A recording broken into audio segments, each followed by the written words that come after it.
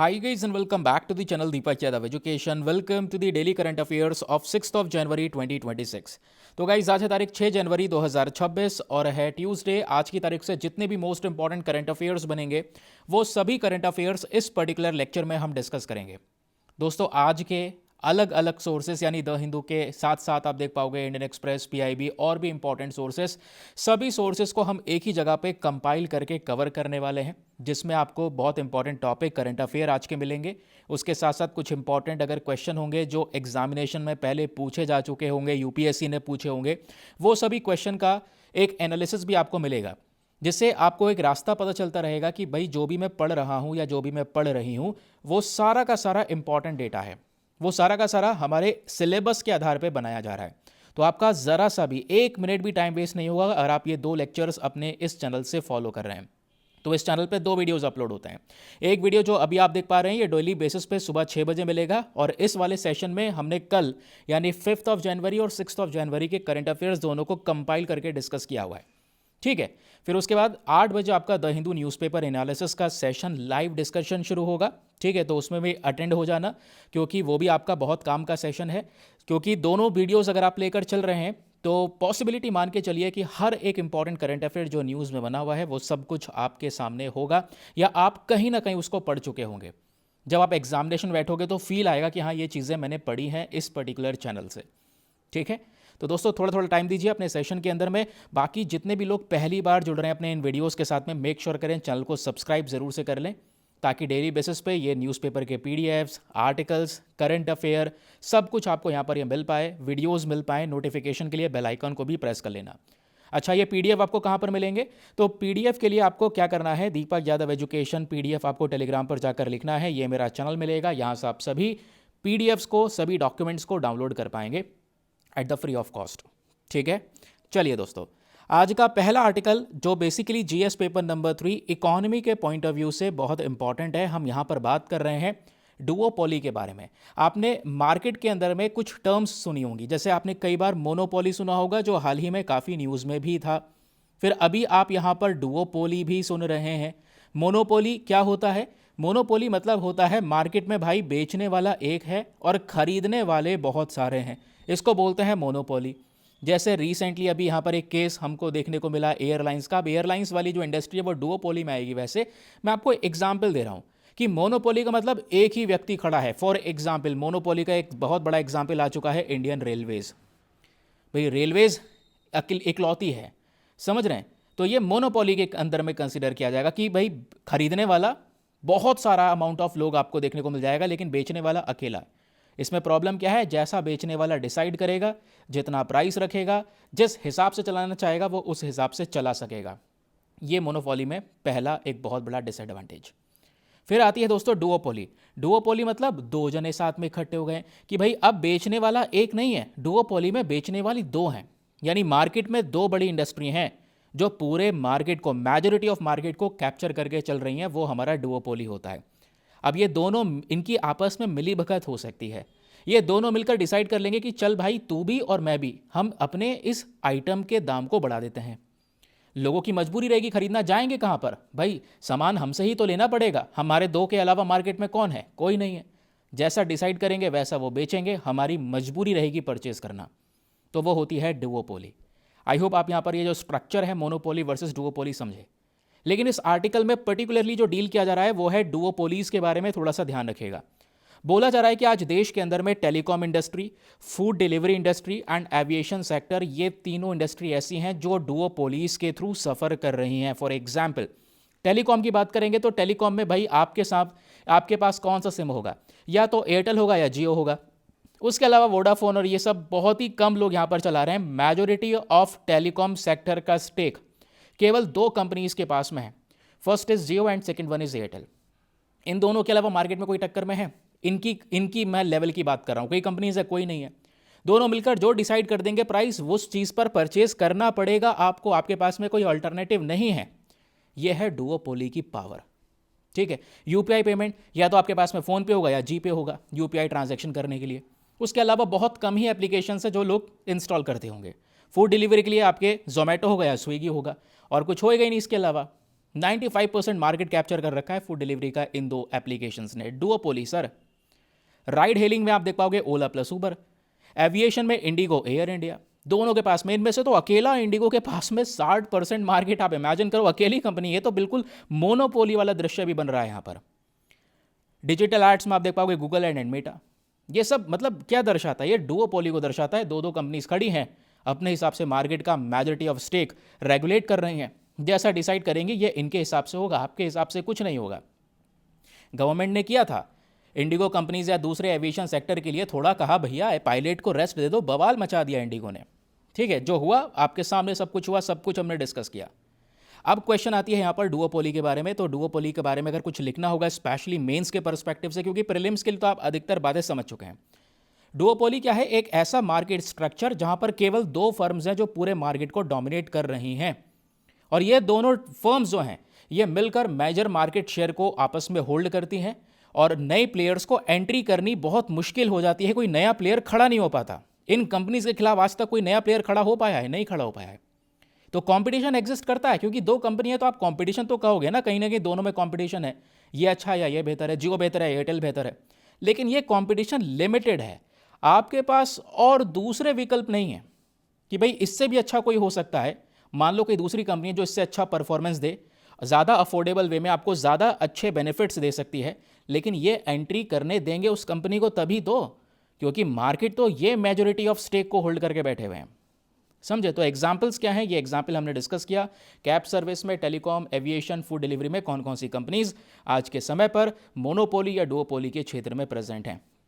Question number 2, why are duopolies are rising in India? Bharat में ये duopoly बढ़ क्यों रही है?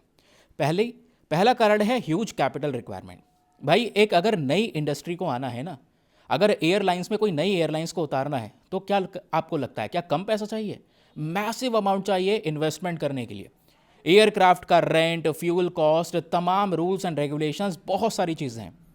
तो नई जो एयरलाइन कंपनी है या जो नई कंपनी है उसको एंटर करने में ऑलरेडी बहुत दिक्कत होती है। बहुत पैसा चाहिए, बहुत पावरफुल व्यक्ति वो होना चाहिए। छोटी फर्म इनके सामने टिक नहीं पाएगी। छोटी कंपनी अगर एंटर करना चाहेगी भी, ये वैसे ही दबा देंगे मिलकर। यह है दोस्तों आपका पहला डुओपोली के बढ़ने के पीछे का रीज़न।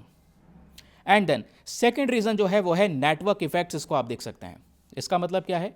जो वैल्यू ऑफ सर्विसेज हैं दोस्तों, ये नंबर ऑफ यूजर्स के हिसाब से इंक्रीज हो चुके हैं। मतलब बहुत सारे यूजर्स इनके पास में होल्ड हुए हुए हैं। बड़ी बड़ी जो फर्म्स हैं ये पहले क्या करती हैं? अर्ली बेसिस पे डिस्काउंट देती हैं। भाई जियो ने तो फ्री दिया, डिस्काउंट भी नहीं दिया। जियो शुरू में आया, आज जो ये इंटरनेट हम लोग इस तरीके से एक्सेस ले पा रहे हैं, पहले यही इंटरनेट बहुत महंगा हुआ करता था। पहले 1 GB डेटा हमारा मंथ, पूरा महीने का हम लोग करवाते थे, उस हिसाब से यहाँ पर डेटा चलता था। आई होप आप लोग यहाँ पर उस एरा से बिलोंग करते होंगे, वो टाइम पीरियड आपको याद होगा, है ना।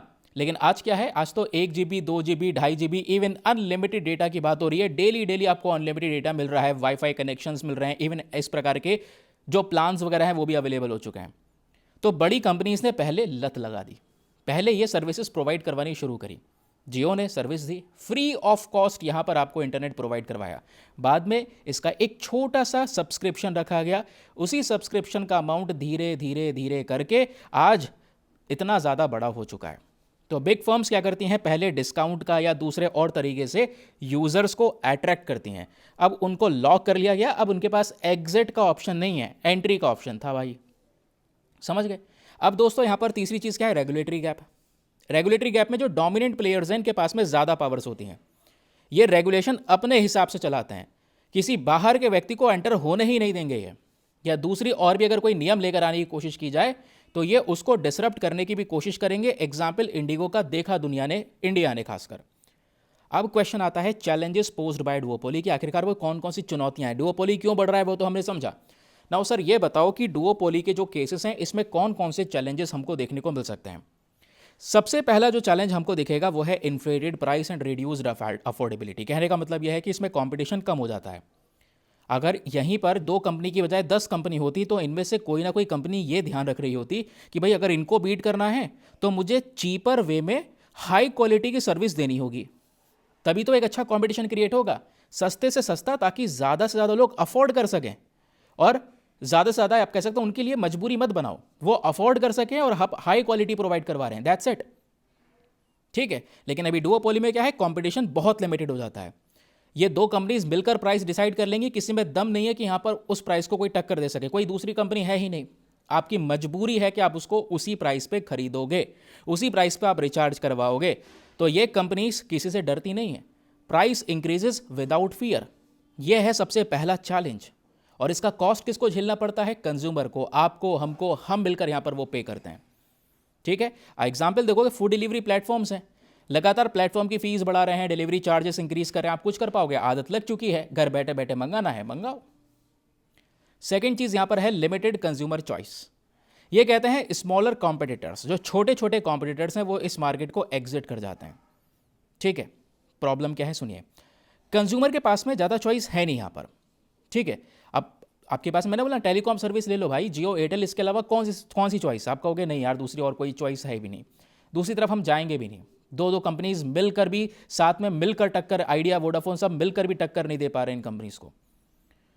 तो कंज्यूमर को भाई यही फेस करना पड़ता है, टेक इट और लिव इट, आपके ऊपर डिपेंड करता है। परचेस करना है खरीदो, नहीं करना मत करो, प्राइस जो हम डिसाइड करेंगे वैसा रहेगा। ये डुओपोली में चैलेंज है, समझे। ठीक है, फिर उसके बाद में स्टैग्नेशन इनोवेशंस, भाई क्योंकि पैसा देना ही है आपको, वो कंपनीज मार्केट को कैप्चर कर चुकी हैं, तो जैसा प्राइस डिसाइड करेंगे वैसा प्राइस पे करोगे, भले यहां पर वो इनोवेशन ना करें। अगर मार्केट में 10 कंपनी होती तो वो नई सर्विस निकालती, नए तरीके से यहां पर फैसिलिटीज प्रोवाइड करवाती हैं, बहुत सारे आविष्कार हो रहे होते हैं, न्यू आइडियाज डेवलप हो रहे होते हैं। लेकिन अभी क्या है, उनको तो पता है भाई ये कंज्यूमर जाएंगे कहाँ, यही तो दो कंपनीज हैं, क्या इनोवेशन करना, क्या बेफालतू में पैसा खर्च करना, जैसा चल रहा है चलने दो, जैसा प्लान चल रहा है चलने दो, समझे। इसी वजह से टेलीकॉम सेक्टर में जो नए नए इनोवेशन थे वो बहुत स्लो डाउन हो गए। क्यों, क्योंकि यहां पर अब उन्होंने मार्केट को कैप्चर कर लिया है, ऑडियंस को अपने आप पास में ग्रैब करके रखा हुआ है। फिर फोर्थ सिचुएशन आती है excessive lobbying and regulatory capture, यानी डुओपोलीज के पास में बहुत सारा फाइनेंशियल और पॉलिटिकल इन्फ्लुएंस दोनों है। कोई नया नियम आएगा उसको वो डिले पे डिले कर जाएंगे, कोई रोकने वाला है नहीं। Systematic vulnerability and capacity failures, अब होता क्या है यहां पर आप देख पाओगे, मान लो एक कंपनी फेल कर जाती है तो पूरे सेक्टर को ही प्रॉब्लम फेस करनी पड़ेगी। जैसे एग्जाम्पल इंडिगो का, इंडिगो में क्राइसिस शुरू हुए क्योंकि इंडिगो आज इंडिया के मैक्सिमम पैसेंजर्स को कैरी करता है। तो जैसी क्राइसिस हुआ, नेशनल एयर कनेक्टिविटी का इशू आ गया, नेशनल लेवल पर एक समस्या खड़ी हो गई। ये है प्रॉब्लम दोस्तों यहां पर डुओपोलीज की या फिर मोनोपोलीज की। अब सर ऐसी सिचुएशन को डील करने के लिए क्या हमारे पास में कोई नियम, कानून, लॉज वगैरह नहीं है क्या? है, बिल्कुल है। कुछ रेगुलेटरी फ्रेमवर्क हैं, जिसमें पहला है कॉम्पिटिशन एक्ट 2002।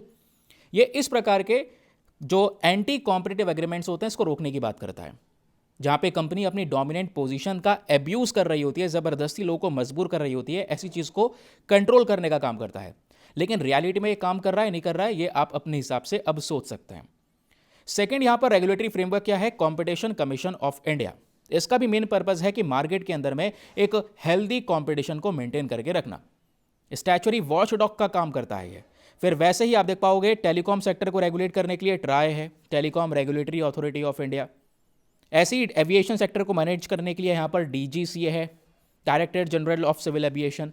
लेकिन हो क्या रहा है, क्या इनके बीच में कोऑर्डिनेशन मेंटेन हो पा रहा है? नहीं। जैसा कंपनीज चाहती हैं वो वैसा कर रही हैं, आप कोई एक्शन, कुछ उनके खिलाफ इन्वेस्टिगेशन नहीं कर पाए, आपको ही यहां पर अपना नियम चेंज करना पड़ा। दैट्स अ डिफरेंस, समझे। अब जो भी मैंने बातें बताई हैं उसको आप रिवाइज कर सकते हैं थ्रू दीज रिवीजन पॉइंटर। ये जो आर्टिकल डिस्कस किया है, ये आर्टिकल नहीं, अपने आप में एक एडिटोरियल है जो आपको डुओपोलीज को लेकर या मोनोपोलीज को लेकर प्रिपरेशन करवाता है for your economy mains examination. तो जो भी बातें बताई हैं, डुओपोली क्या है, क्यों बढ़ता है, देखो भविष्य में रिवाइज करने के लिए है। क्योंकि मैं या आप, कोई भी हो, दोबारा पढ़ना हो तो क्या ये पीडीएफ खोल लोगे भाई? वैसे ही हमें इतना आलस आता है दोबारा रिवाइज करने में, ये पीडीएफ खोल लोगे? नहीं। लास्ट में आपको छोटे से रिवीजन पॉइंटर, छोटे छोटे पैकेट बना कर दिए जाते हैं।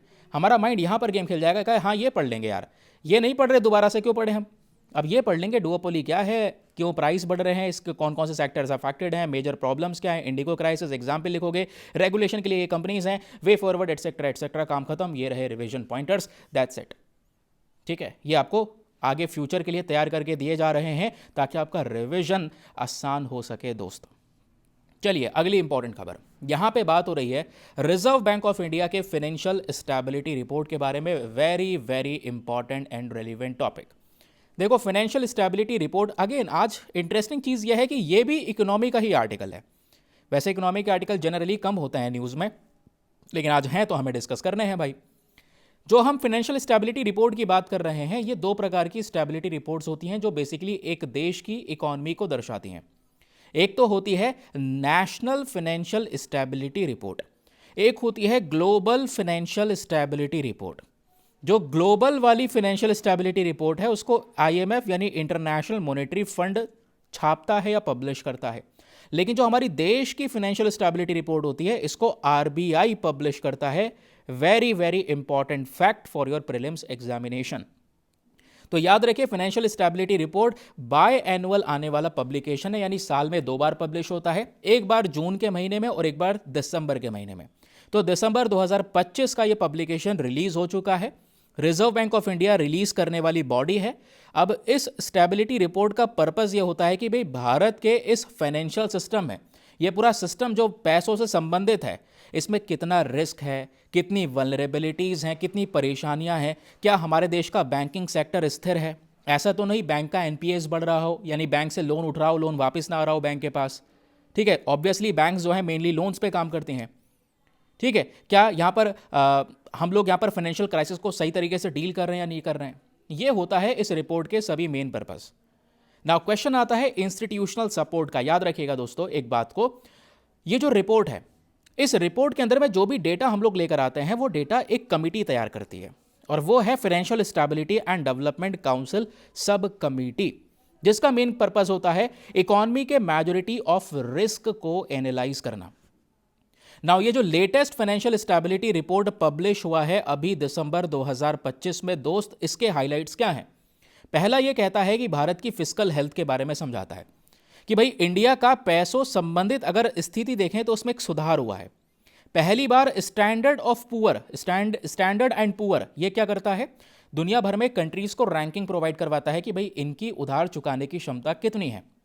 तो जो रेटिंग अपग्रेड है S&P के थ्रू, ये अब की बार भारत का इंप्रूव किया गया है। पहले जो यहां पर दूसरी कैटेगरी में था, इस बार BBB कैटेगरी में रखा गया है। And this article was also presented on Indian express कि S&P ने अपग्रेड कर दिया है भारत का सोवरन रेटिंग एंड इसको बढ़ाकर BBB यानी हमारी एक मेजर बेस्ट परफॉर्मिंग इकोनॉमी है ऐसा दर्शाया गया।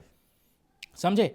भारत का जो करेंसी डेट है, फॉरेन करेंसी डेट, ये थोड़ा सा रिड्यूस हुआ है ऐसा इस रिपोर्ट का कहना है। दूसरा, यहां पर ये करेंसी परफॉर्मेंस को भी दर्शाते हैं। अब आप कहोगे सर करेंसी परफॉर्मेंस तो अच्छा नहीं है, आप सही भी हैं दोस्त, क्योंकि जो रुपी डेप्रिशिएट हुआ है US डॉलर्स के अगेंस्ट में, ये बहुत मैसिवली हुआ है। इतना ज्यादा गिरावट रुपये में आज तक नहीं देखने को मिला। ठीक है, तो करेंसी परफॉर्मेंस भी हमारी डाउन हुई है, इंपोर्ट कॉस्ट बढ़ी है, भारत के करेंसी पे और ज्यादा प्रेशर पड़ा है। ठीक है, ये बात इन्होंने बताई है। Now the most important and interesting part of this particular report is the banking sector health. याद रखिए, बैंकिंग सेक्टर हेल्थ की जब हम बात करते हैं तो हम क्या डिस्कस करते हैं? सबसे पहले किसी भी बैंक, कौन सी बैंक सक्सेसफुल होती है? जिसका एनपीए रेशियो कम से कम होता है। एनपीओ मींस होता है नॉन परफॉर्मिंग एसेट्स। देखो, जितनी भी बैंक्स होती हैं आज के समय पर, ये केवल और केवल लोन के बेसिस पे काम करती हैं। भाई जो ये बैंक है, इनकी कमाई, मेजर कमाई कैसे हो रही है? ये जो बैंक है ये क्या करती हैं? देखो, ये बैंक आपसे पैसा लेती हैं। भाई आप सोच रहे हैं कि भाई मैं पैसा अपना कहाँ पर डिपॉजिट करूँ? आप लग रहा है कि भाई बैंक सुरक्षित जगह है, बैंक में डिपॉजिट कर देते हैं और इसमें से कुछ ब्याज भी मिलता रहेगा हमारा, तो और भी फायदा है, रख लो बैंक में, फिर ट्रांजैक्शन वगैरह करने में हेल्पफुल रहेगा। तो हम लोग क्या करते हैं कि बैंक्स के अंदर में पैसा रख देते हैं, और ये जो बैंक है दोस्तों, ये आपका पैसा उठाकर बड़े बड़े जो यहां पर कह सकते हैं इंडस्ट्रियलिस्ट होते हैं, इनको ये लोन के फॉर्म में देते हैं। ठीक है, और वो भी ज्यादा इंटरेस्ट रेट पे, 20% और भी ज्यादा इंटरेस्ट रेट पे इन इंडस्ट्रियलिस्ट को लोन देते हैं, ताकि यहां पर ये बहुत सारा लोन के थ्रू बैंक्स पैसा अर्न कर सके। उसमें से कुछ प्रतिशत इंटरेस्ट आपको दे दिया जाता है, बचता जो बीच का गैप है वो बैंक्स रख लेते हैं, बैंक्स इसी के माध्यम से रन होता है।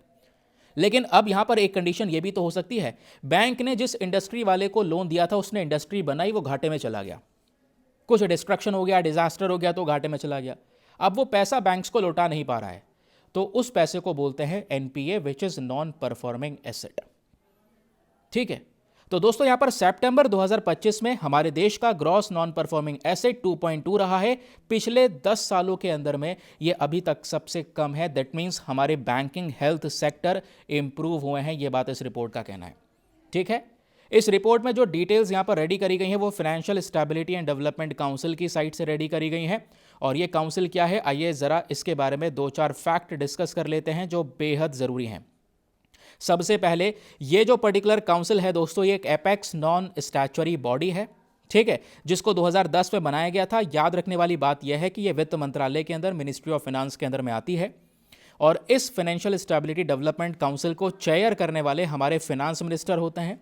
इसमें कुछ और सदस्य भी होते हैं, फॉर एग्जांपल आरबीआई के गवर्नर, सेबी के head, SEBI basically stock market exchange regulator, ठीक है। तो बेसिकली यहाँ पर सेबी की हम बात करते हैं ना, securities and exchange board of India, ये स्टॉक मार्केट को रेगुलेट करती है। फिर इंश्योरेंस डिपार्टमेंट को रेगुलेट करने के लिए यहाँ पर ये कह सकते हैं कि आपको insurance regulatory development authority of India देखने को मिल जाएगा। फिर ये pension fund regulation development authority देखने को मिल जाएगा। इंसॉल्वेंसी बैंक्रप्सी बोर्ड आपको देखने को मिल जाएगा। इन सब के हेड भी होते हैं इसी पर्टिकुलर काउंसिल में। फिर चीफ इकोनॉमिक एडवाइजर हो गए, सीनियर गवर्नमेंट ऑफिशियल्स हो गए, ये सारे के सारे प्रेजेंट होते हैं इस काउंसिल के अंदर में। ध्यान रखिएगा, जो मिलकर डिसीजन लेते हैं। लेकिन याद रखिए, फाइनेंशियल स्टेबिलिटी डेवलपमेंट काउंसिल की एक सब कमेटी भी होती है। उस सब कमेटी को चेयर करते हैं आरबीआई के गवर्नर, ठीक है। इसको चेयर कौन करता है? एग्जाम में प्रश्न बन सकता है, बहुत बड़ा डिफरेंस है मित्र, इसको लिख लीजिएगा। बहुत इंपॉर्टेंट चीज है ये कि फाइनेंशियल स्टेबिलिटी डेवलपमेंट काउंसिल, केवल काउंसिल पूछेगा तो उसको चेयर करते हैं हमारे वित्त मंत्री यानी फाइनेंस मिनिस्टर। लेकिन पूछेगा कि इसकी सब कमेटी कौन चेयर करता है, then answer is RBI governor, ठीक है। ये डिफरेंस याद रखिए। अब जो भी बातें बताइए उसको आप रिवाइज कर सकते हैं थ्रू दीज रिवीजन पॉइंटर्स, जो बहुत हेल्पफुल होंगे, आपको बहुत मदद करेंगे दोस्तों, ठीक है। आपको दिख रहा होगा कि कंटेंट का लेवल किस तरीके से इंक्रीज करा गया है। एक बात आपने और देखी होगी, ये देखा होगा कि आपका स्टैटिक पोर्शन भी पढ़ाया जा रहा है। एनपीएस वगैरह जो चीज़ है वो मैंने आपको एक्सप्लेन कर दिया। यही आप किताब में जाके पढ़ोगे, यही काउंसिल्स आप अपनी बुक्स में जाकर पढ़ोगे, तो आपका करंट अफेयर के साथ स्टैटिक डेटा भी कवर हो रहा है। अब कुछ पीवाईक्यूज देख लेते हैं। जैसे इस आर्टिकल से एक पीवाईक्यू पूछा गया है, यह है साल 2016 का प्रश्न, यूपीएससी के थ्रू पूछा गया। क्वेश्चन यह है कि ग्लोबल फाइनेंशियल स्टेबिलिटी रिपोर्ट कौन प्रिपेयर करता है, यह बताओ, यह सवाल पूछा गया। And the answer is option number B, international monetary fund. ठीक, क्लियर हो गया। चलिए आगे आते हैं। फिर हमारे पास अपना एक अगला न्यूज आर्टिकल है जो बात करता है secondary pollutants and Delhi's PM 2.5 crisis के बारे में। यह टॉपिक आपका जीएस पेपर नंबर 3 एनवायरमेंट के पॉइंट ऑफ व्यू से वेरी वेरी इंपॉर्टेंट। हुआ क्या है, हम सेकेंडरी पोल्यूटेंट्स की बात कर रहे हैं, ध्यान में रखिएगा। दो प्रकार के प्रदूषण होते हैं, एक होता है प्राइमरी पोल्यूटेंट और एक होता है सेकेंडरी पोल्यूटेंट। अब दोनों में डिफरेंस क्या है आइए मैं आपको बताता हूं, लेकिन पहले हम ये जान ले कि हम इसको डिस्कस क्यों कर रहे हैं, what is the reason behind this. Reason यह है कि हाल ही में centre for research on energy and clean air की साइट से रिपोर्ट पब्लिश की जाती है। उन्होंने हाईलाइट करके यह बताया कि आज दिल्ली के अंदर में सालाना जो पीएम 2.5 का प्रदूषण हो रहा है, पीएम 2.5 मतलब है छोटे छोटे डस्ट पार्टिकल्स जो हवा में काफ़ी समय तक टिके रह सकते हैं और उसके अलावा हवा के थ्रू लंबे समय तक या लंबे लंबे डिस्टेंस को ट्रैवल कर सकते हैं। आप सांस लोगे तो ये डस्ट पार्टिकल्स हमारे नाक के जरिए बॉडी में जाएंगे, हमारे रेस्पिरेटरी सिस्टम को डैमेज करने की क्षमता रखते हैं, समझे। तो यहां पर आर्टिकल में रिपोर्ट कहती है कि दिल्ली का जो एनुअल सालाना पीएम 2.5 का पोल्यूशन है, ये जो डेटा है इसमें से 1/3 डेटा सेकेंडरी पोल्यूटेंट से आ रहा है। Secondary pollutant specially ammonium sulphate से आ रहा है। और देखो द हिंदू ने भी इस आर्टिकल को छापा हुआ है मेरे दोस्त, इसलिए ये इंपॉर्टेंट है, चाहे वो इंडियन एक्सप्रेस हो चाहे वो द हिंदू हो। यहां पर क्लियरली मेंशन किया गया है सेकेंडरी पोल्यूटेंट। सेकेंडरी पोल्यूटेंट में भी कौन सा वाला प्रदूषण, स्पेशली अमोनिया सल्फेट। एग्जाम में प्रश्न मिल सकता है अमोनियम सल्फेट को लेकर। तो अमोनियम सल्फेट अकेला आज पीएम 2.5 का 1/3 पोर्शन है। यानी दिल्ली में जो पीएम 2.5 जो ये डस्ट पार्टिकल्स हैं छोटे छोटे, ये अकेले सबसे ज्यादा अमोनियम नाइट्रेट से बन रहे हैं। अब क्वेश्चन यह है कि सर थोड़ा बताओ हमें सेकेंडरी पोल्यूटेंट क्या होता है और प्राइमरी पोल्यूटेंट क्या होता है। देखो जो प्रदूषण हो रहा है मतलब फैक्ट्री से हो रहा है, गाड़ियों से हो रहा है, पावर प्लांट से हो रहा है, वो तो है प्राइमरी पोल्यूटेंट। जो प्रदूषण हो रहा है वो प्राइमरी पोल्यूटेंट है।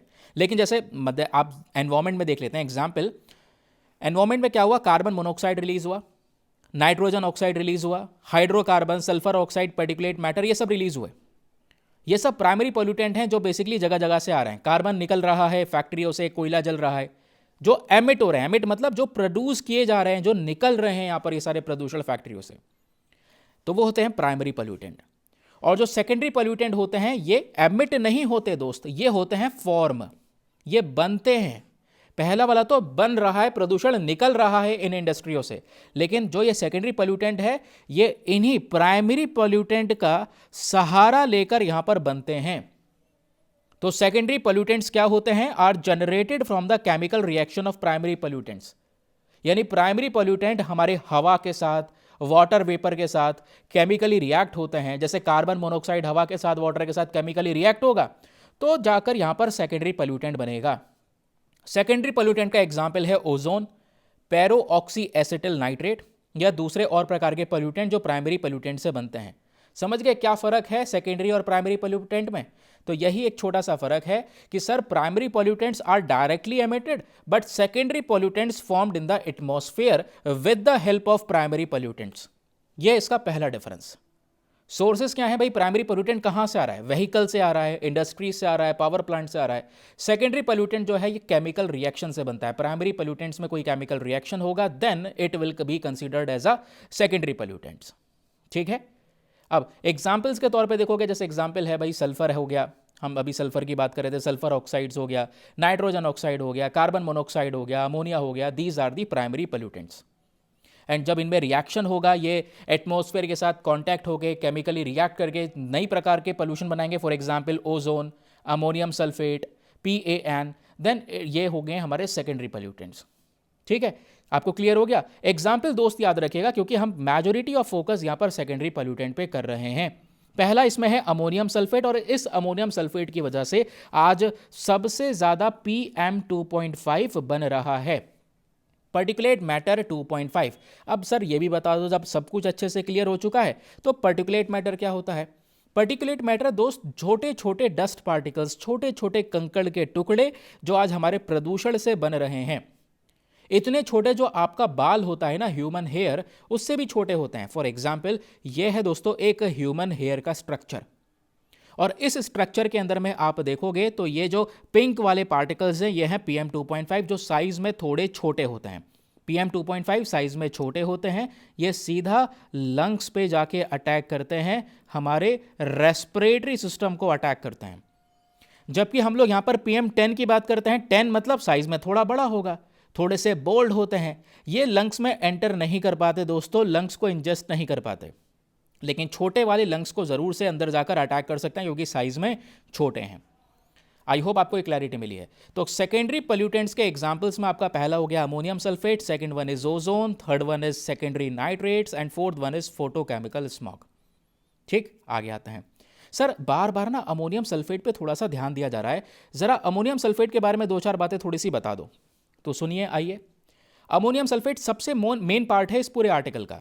अमोनियम सल्फेट क्या है? Secondary pollutant. याद रखिए पहली चीज तो, एग्जामिनेशन में ऐसे ही सवाल देखने को मिल सकता है। और यही अमोनियम सल्फेट आज मेजर कंट्रीब्यूटर है जिससे दिल्ली के अंदर में PM2.5 के लेवल्स इंक्रीज हो रहे हैं या सबसे ज्यादा ये देखने को मिल रहे हैं।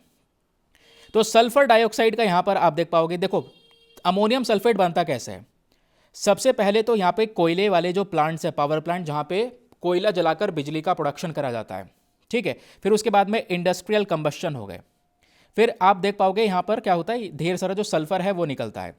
कोयला जलेगा, सल्फर प्रेजेंट है, कार्बन प्रेजेंट है भाई, तो सल्फर एक प्राइमरी पोल्यूटेंट है जो यहां से निकलेगा। अब यही सल्फर हवा में जब निकला तो ऑक्सीजन के साथ में रिएक्ट कर गया, हाइड्रोक्सिल रेडिकल्स के साथ रिएक्ट कर गया, ठीक है, या वाटर वेपर के साथ यहां पर रिएक्ट कर गया। तो इससे जब ये रिएक्शन करता है तो क्या बनता है? सल्फेट बनता है। Sulphur reacts with oxygen and ये किस चीज का रूप लेगा? सल्फेट एरोजोल्स बनेगा। ठीक है, आई होप आपको क्लियर हो गया। अब यहां पर जब ये जो सल्फेट है ये अमोनिया के साथ में जब रिएक्शन कर जाता है then it will be formed as an ammonium sulphate. ठीक है, और अमोनिया कहां से आ रहा है भाई? अमोनिया एग्रीकल्चर सेक्टर से आ रहा है। फर्टिलाइजर आज हम खाद इस्तेमाल करते हैं खेतों के अंदर में, वहां से अमोनिया रिलीज हो रहा है। वेस्ट डिकम्पोजिशन से अमोनिया रिलीज हो रहा है, तो यहां से मिल गया अमोनिया। एनवायरमेंट में सल्फेट आ गया, सल्फेट अमोनिया मिल जाएंगे तो बनाएंगे ammonium sulphate, and ammonium sulphate से ही बनता है छोटे छोटे पर्टिकुलेट मैटर PM2.5। एग्जामिनेशन के लिए एक प्रश्न रेडी हो रहा है, याद रखिएगा। Ammonium sulphate are the major contributor to PM2.5। PM2.5 जो बेसिकली लंग्स के अंदर डीपर पेनिट्रेट कर सकते हैं, ये आपको बता चुका हूं। छोटे छोटे डस्ट पार्टिकल्स लंग्स तक जाएंगे, ब्लड स्ट्रीम तक जाकर अटैक कर सकते हैं। इससे रेस्पिरेटरी डिजीज हो सकती है, कार्डियोवैस्कुलर प्रॉब्लम्स हो सकती हैं, एक इंसान की लाइफ एक्सपेक्टेंसी यहां पर रिड्यूस हो सकती है, कम हो सकती है।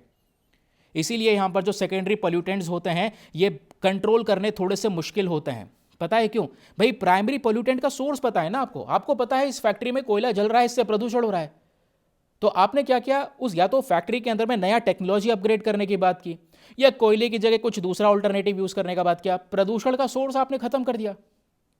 लेकिन आप सेकेंडरी पोल्यूटेंट को कैसे रिएक्ट करोगे, सेकेंडरी पोल्यूटेंट को कैसे कंट्रोल करोगे? क्योंकि आपको पता ही नहीं प्रदूषण आ कहां से रहा है। क्योंकि जो प्रदूषण प्राइमरी पोल्यूटेंट्स हैं, प्राइमरी पोल्यूटेंट ही तो हमारे एटमॉस्फेयर के साथ रिएक्ट हो रहे हैं, रिएक्ट होने के बाद में वो सेकेंडरी पोल्यूटेंट्स बन रहे हैं।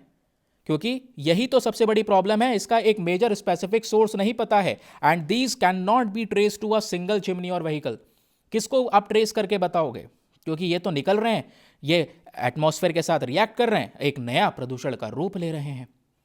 दैट इज वाई हम लोगों ने कुछ पॉलिसीज वगैरह यहां पर डेवलप की हैं। एक सेकेंड रुकना यार, जो ये मेरा पेंसिल है ना ये काम नहीं कर रही है, and I don't know the reason why. चलो ठीक है, let's try again. Policy implications की बात हो रही है तो यहाँ पर ध्यान में रखिएगा, जो कंट्रोल प्रिकर्सर पोल्यूटेंट्स हैं, ठीक है, इसमें SO2, NOx, NH3 यानी अमोनिया एग्रीकल्चर से आ रहा है, नाइट्रोजन ऑक्साइड यहाँ पर मिल रहा है व्हीकल इंडस्ट्री से, सल्फर मिल रहा है पावर प्लांट से। हमें पता है ये कहाँ से आ रहा है, लेकिन सेकेंडरी पोल्यूटेंट में नहीं पता है इसके पीछे का बेसिक रीज़न क्या है, कोर रीज़न क्या है। अब कुछ भी आपने पढ़ना हो, भविष्य में रिवाइज करना हो, तो आप इसको रिवाइज कर सकते हैं थ्रू दीज रिविजन पॉइंटर्स कि what are the secondary pollutants and what are the primary pollutants, what is exactly about sera findings, then उसके बाद की secondary pollutant formation chain, main sources, why dangerous and policy takeaways etcetera. ये सब कुछ आपको as a revision pointer यहाँ पर मिल जाएगा। ठीक, अब एक छोटा सा क्वेश्चन है जिसको हम सॉल्व करेंगे, जो स्पेशली यूपीएससी ने साल 2022 में पूछा है, जिससे आप थोड़ा सा कॉन्फिडेंट फील करेंगे कि we are on a right path, हम लोग सही जगह पर चल रहे हैं, सिलेबस के अकॉर्डिंग चल रहे हैं, जो चीज़ें पूछी जाती है वही चीज़ें न्यूज़ में आ रही है, तो घुमा फिरा के हम उस टॉपिक से एसोसिएटेड हैं। क्योंकि UPSC will ask this question in a repeated manner and in a different way. तो ये जो क्वेश्चन है यहाँ पर बात करता है, in the context of world health organisation air quality guidelines consider the following statements. यहाँ पर आपको 4 स्टेटमेंट्स प्रेजेंट करे हैं दोस्त, बात हो रही है कि इन चारों में से कौन कौन से स्टेटमेंट सही हैं। पहला स्टेटमेंट कहता है, देखो अब ये वाला स्टेटमेंट आप सॉल्व नहीं कर पाओगे क्योंकि आपने नहीं पढ़ा है, जिसने पढ़ा होगा वो सॉल्व कर लेगा। यहाँ पर बात हो रही है कि जो 24 घंटे का PM2.5 का लेवल है, ये 15 माइक्रोग्राम पर क्यूबिक मीटर एयर से ज़्यादा नहीं बढ़ना चाहिए 24 घंटे का। और साल में यहाँ पर जो ये PM2.5 है, ये 5 माइक्रोग्राम पर क्यूबिक मीटर से ज़्यादा नहीं इंक्रीज होना चाहिए। लिमिट सेट करी थी किसने? वर्ल्ड हेल्थ ऑर्गेनाइजेशन ने ये लिमिट सेट की थी, and these are the correct limits. तो वर्ल्ड हेल्थ ऑर्गेनाइजेशन ने 2021 में एयर क्वालिटी लेकर को गाइडलाइन दी थी, और ये गाइडलाइन बिल्कुल सही है मित्र, इसलिए पहला स्टेटमेंट बिल्कुल करेक्ट है। सेकेंड स्टेटमेंट कहता है कि in a particular year highest level of ozone pollution occurs during the periods of inclement weather. यहां पर इंक्लेमेंट वेदर का मतलब क्या है? सुनिए, इंक्लेमेंट वेदर मतलब बारिश का मौसम, आंधी तूफान का मौसम, यह है इंक्लेमेंट वेदर। तो यहां पे बोला जा रहा है कि वो साल जब यहां पर मतलब ओजोन पॉल्यूशन है ये ज्यादा हो जाता है, स्पेशली इंक्लेमेंट वेदर के समय पर। क्या ये सही बात है? नहीं। वेदर जब बारिश होती है, बरसात होती है, स्टॉर्म्स होते हैं, तो वेदर क्लीन होता है। ओजोन पॉल्यूशन जो होता है ज्यादातर सनी रीजन में होता है, जब टेम्परेचर थोड़ा सा गर्म हो रहा होता है, तब होता है ozone pollution. Second statement wrong. Third statement क्या कहता है? सुनना, थर्ड स्टेटमेंट कहता है PM10 can penetrate the lung barrier and enter the blood stream. कहोगे सर बिल्कुल सही है, ये तो भाई पढ़ा है, ये तो करेक्ट है, आपने पढ़ा है। क्या ये सही है? दोबारा पढ़ो इसे, दोबारा पढ़ो इसे। PM10 क्या लंग्स तक जा सकता है, ब्लड स्ट्रीम तक जा सकता है? कहोगे हाँ अभी तो पढ़ा है। नहीं दोस्त, वो PM10 नहीं था, जो हमने पढ़ा है वो PM2.5 था। यह है basic difference between PM10 and PM2.5। PM2.5 हमारे लंग्स बैरियर्स को डैमेज कर सकता है, ब्लड स्ट्रीम को एंटर कर सकता है, नॉट PM2.5 ये काम कर सकता है, नॉट PM10। थर्ड वाला स्टेटमेंट यहां पर हो गया रॉन्ग। ठीक, अब आता है यहां पर फोर्थ स्टेटमेंट, कहता है excessive ozone in the air can trigger asthma. और ये बात सही है कि एक्सेसिव ओजोन ज्यादा हो जाएगी तो इससे अस्थमा वगैरह क्रिएट हो सकता है। तो ऑप्शन नंबर 4 हमारा सही है, क्योंकि एक्सेसिव ओजोन से अस्थमा के साथ साथ chest pain, coughing, throat irritation, ये सब चीजें हो सकती हैं।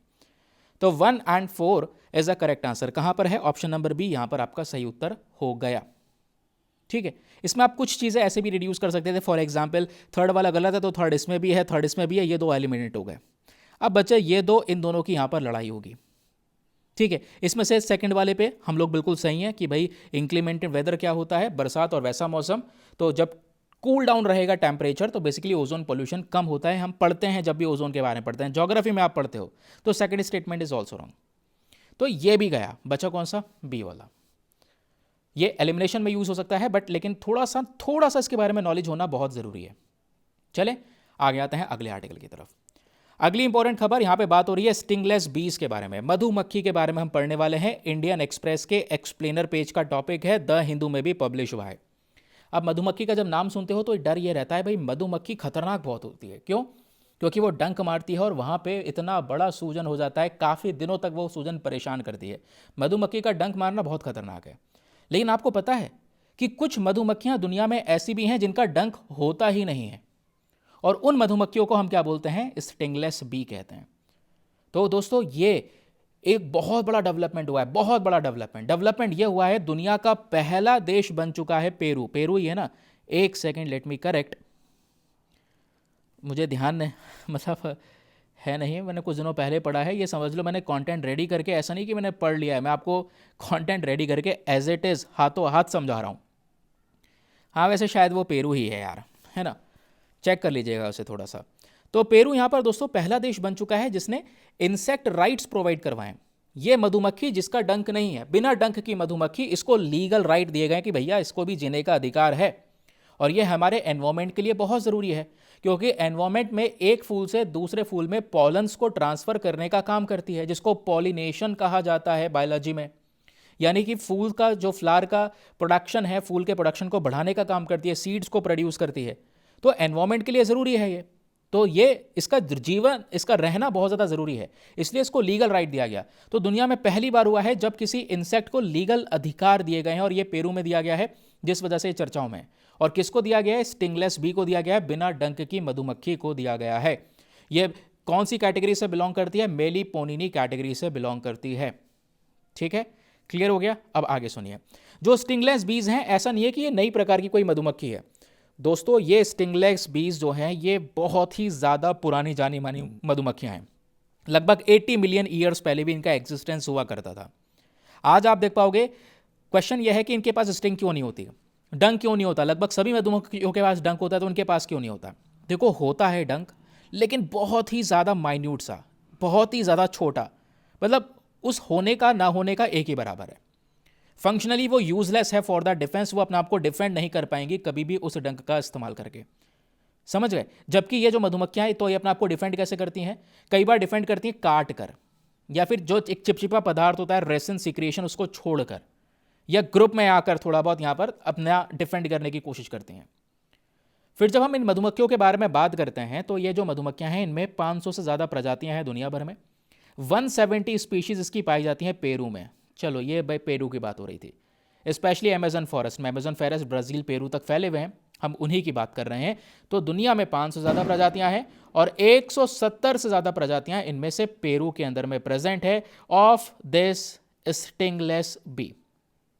एक खास बात, जो ये स्टिंगलेस बी होता है, बिना डंक की यहां पर ये मधुमक्खी होती है, ये भी शहद प्रोड्यूस करती है, लेकिन इनका शहद ज़्यादा फायदेमंद होता है।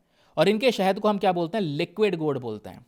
क्या? Liquid gold. लिक्विड गोल्ड के अंदर में ढेर सारी मेडिसिनल प्रॉपर्टीज होती हैं। स्टिंगलेस बी का जो हनी होता है, इसको हम कई बार लिक्विड गोल्ड क्यों बोलते हैं?